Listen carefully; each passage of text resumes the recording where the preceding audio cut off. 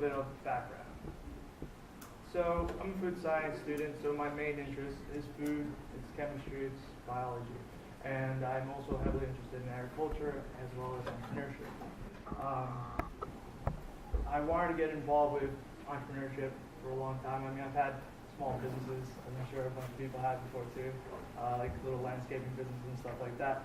And I wanted to learn more about it and get more involved with entrepreneurship and agriculture and the food system in a grand spectrum. So I took the Entrepreneurial Agriculture Colloquium, and I learned a lot of things. I learned that entrepreneurship is extremely risky, and it is a high capital, high risk, just endeavor. And after learning that, I realized that there's a lot more to it than just going out there and having an idea. So I wanted to learn more about that. I wanted to get some practical experience. And I decided I wanted to do the internship, which was based in the Food Innovation Center.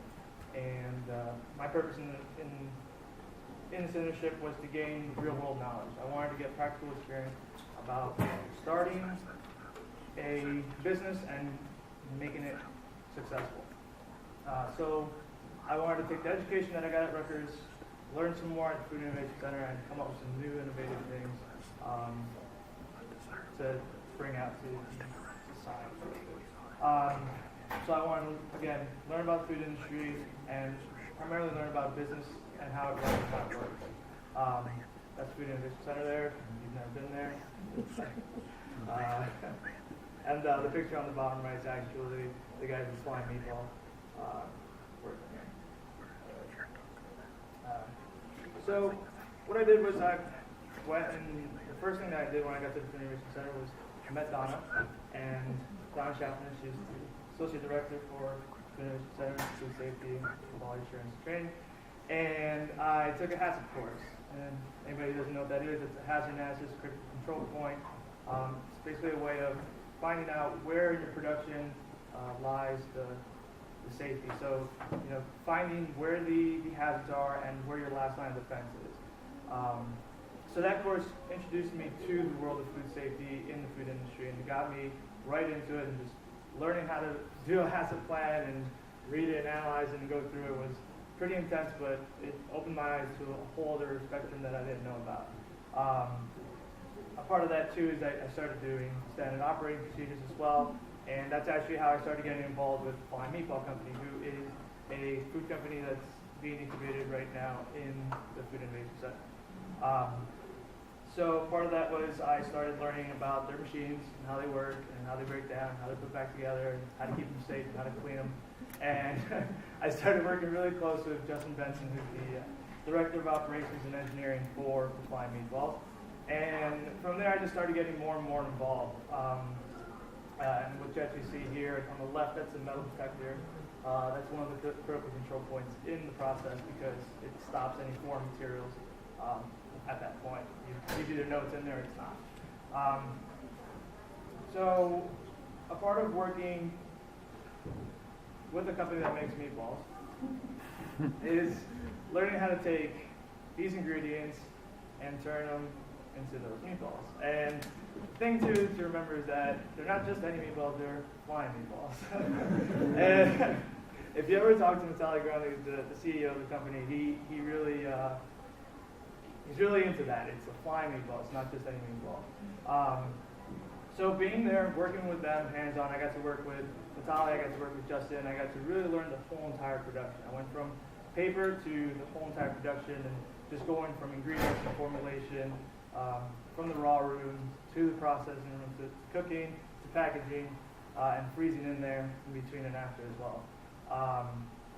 And it was great. It was great to work with them because I was able to just learn so much just from being there. Just the everyday problems and being able to help was one of the biggest things that was huge for me. So one aspect, and the picture might be a little fuzzy, I'm sorry. But one thing that I really got to help out on was production time. So what you see here is our filling station. This is where we would fill up the frozen trays of meatballs with sauce.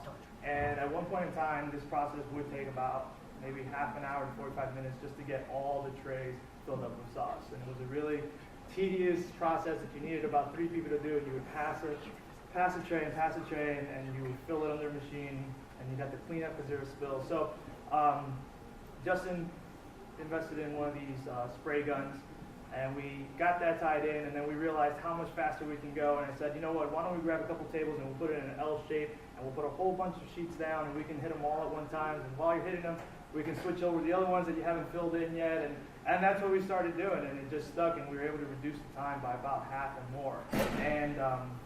And that was huge for me, and that was huge for Justin, just because it may have not seemed like a huge deal to most people, just because you can do something faster. But when it comes down to a business and your business strategy, you want to reduce production time as much as possible. As y'all know, labor is the most expensive part of any business, and so if you can reduce that as much as possible, you can make a lot more profitable business. Sorry. This is also like just the ending product of packaging. This is the same room, but a little bit later after everything's getting packaged up into boxes. So again, like I said, my experience pretty much taught me about learning how to problem solve. A lot of the issues that we encountered were at the moment. Machines malfunction, parts get broken, things that just happened that were completely unexpected. Things that you couldn't learn about beforehand to prepare yourself for. You just had to be able to just deal with it. And I feel like that was the best experience that I could have learned. There's so much that you can learn from a book about entrepreneurship and starting a business, and you can research for years, and you can read everything there is to read about it, and read all the types of business plans and things like that. But I feel like there's nothing like just getting in there and actually doing it and making mistakes and falling and getting back up and just going through it. It was exactly what I was looking for out of my experience, and it was what I was able to get. So what did I learn? I learned that food safety is a very important aspect to any food business. If your food safety is not where it needs to be, your whole business could just fall apart. It's an extremely critical part of the business, and I didn't realize how serious it was until I got into the industry and started working and realized that every little step you take, every little thing you do, safety is the most important thing. Something falls on the ground, you gotta throw it out. Nothing you can do about that. Gloves, hygiene. When we would go into the rooms, as you saw, everyone's wearing hairnets and coats, and you have booties on, and you have to make sure everything is clean. It's a very serious thing, but I learned that food safety is enormous, but it's very interesting as well. Another thing that I learned about was that business requires a lot of capital. It requires a lot of capital, it requires a lot of time. If you ever meet Natalia, you'll see that like everything that he does is just business. It almost is his life, basically. And I started to learn that your business as an entrepreneur isn't just a business, it's not an entity separate from yourself. It's something that you're a part of, something that you do every day. Even if you're on a beach somewhere, you're still thinking about your business and what's going on. And it was really interesting to see someone like that, just because I hadn't really experienced that up until that point. It was intense, but it opened my eyes as well to just that world of entrepreneurship, what true entrepreneurship really was. It also showed me that it takes a lot of heart and determination to get through those everyday problems and to get through all the obstacles that you need to, just to get your business on, just going. It was amazing to see how difficult it is just to get your idea to realization. It's just very, very enlightening. I also learned about leadership. Leadership is extremely important when it comes to business. It's not all about yourself. A lot of people tend to think that entrepreneurship is about yourself. You have an idea, you want to make this great legacy, and you want to do it all on your own, and it's all about you. And I soon realized that although that's kind of the idea at the beginning, you really soon come to realize that it's not about you, and it's more about what you're doing, and it's more about everyone else that's around you, who you're affecting, the lives that you're being involved with, and how you're changing things. I mean, things like starting a business and having people work for you, and lives are being affected, and people are changing all around you all the time. So it was again enlightening to see the leadership coming from Natalia and how he would manage everyone that he works with, and not only that, but the connections that he would make between the Food Innovation Center and all the other networks that he had to make everything work. It was amazing to see how many different directions he was getting pulled in all at once, just to get in one direction. So, and a part of that too, I also learned about teamwork. You just can't make a business work without a proper team. You can start it on your own and get an idea, but you're going to need the right people to get the right job done. And part of that is having like the Food Innovation Center and being able to incubate and start from a very small cell and growing out to a larger mass. So overall, I would say that entrepreneurship is more about a lifestyle and an idea, not so much just about going and doing things, but just having a mentality and being able to go through it and survive it. So being there, I got to see a lot of things, and there's only one thing I could really think of in terms of intervening, and that was in the products that they supply. And so being a meatball company, most of their products are meat-based. So I mean, they have, they use cow, pork, turkey. They even have ostrich. That's going to be happening. But I didn't notice anything that was vegetarian-based or vegan-based. And I thought it was really interesting because, and these statistics come from Mintel and Soytech. It shows that basically, from looking at it, that vegetarians are starting to grow in numbers, and there are more people starting to lean towards vegetarian diets and vegetarian foods. With that being said, my intervention for the company would be to try to come up with a new type of product that's vegetarian-based, using either soy products or other kind of vegetable-based products to make a similar texture and flavor. I think that if they did do that, they would be able to grab a whole another market and really grow their business in the consumer base and be able to just grab a whole lot more people involved. Just because the other thing too is like as people get older too, or just life goes on, a lot of people start moving away from meat. I've noticed in my own family, like as people have gotten older, they just stop eating meat as much and start eating vegetables more. Just want to go towards the vegetable diet. So if I had an intervention in the company, that's what I would do. So some conclusions. Entrepreneurship is huge. It involves a lot of different aspects, and it's not for the faint of heart. I've learned that it's just something that you need to be willing to go through and go through, and even if you fail, you have to get back up and continue to go through it and just try to just drive through all the obstacles and all the pains. But I also feel that entrepreneurship is extremely rewarding and gratifying. I feel like if you do succeed and you can make it to the point that you want to, you'll not only be a happy person yourself, but I think you'll also make the people around you a lot happier and a lot more willing to want to work in the company and be a part of it. That being said, I also feel like success is not something that can be attained by monetary funds or what you've built, but I feel like success is about doing your best and just trying your hardest every single day. That's another thing that I've learned coming out of this internship. So I have a video, hopefully it works. It's a little interview of the guys flying meatball. Natalia Grande's in the middle, and it's just me kind of asking them some questions. Is that volume? No, it doesn't. Okay.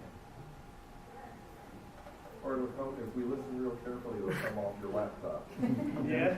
Well, you crank it all the way up and we don't make a lot of noise, we'll hear it.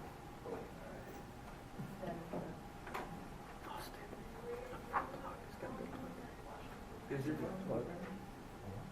Mine. Yes. This one?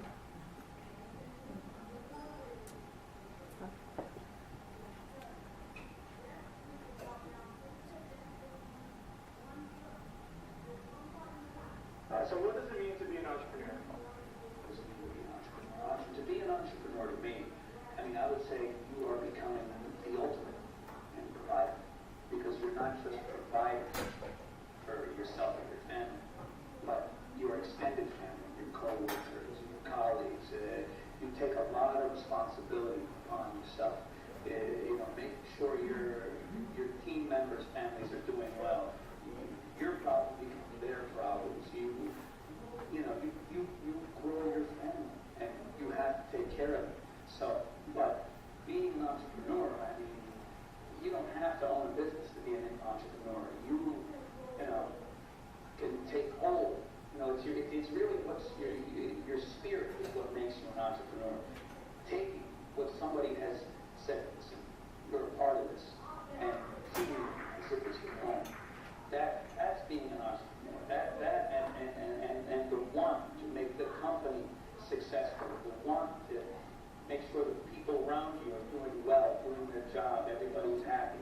In the end, no, you spend a lot more time on the job than you do at home. So you know what? You might as well be like the 7 dwarfs and whistle while you work.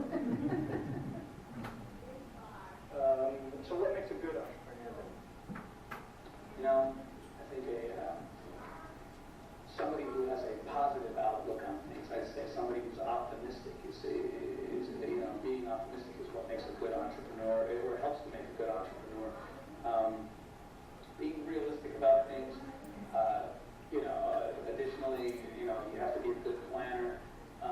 There's many things that go into being a good entrepreneur. I mean, you guys can tell you. I think it's also being a good team player, while also being a good leader. That's number one on the list. You have to put things way before yourself. Being selfish will only hinder being an entrepreneur. What is the difference between an entrepreneur and a person working for a company? Well, what's the difference? It's how they think, it's how they believe, it's what they believe. A person who just goes to work just for the sake of going to work, to me, is kind of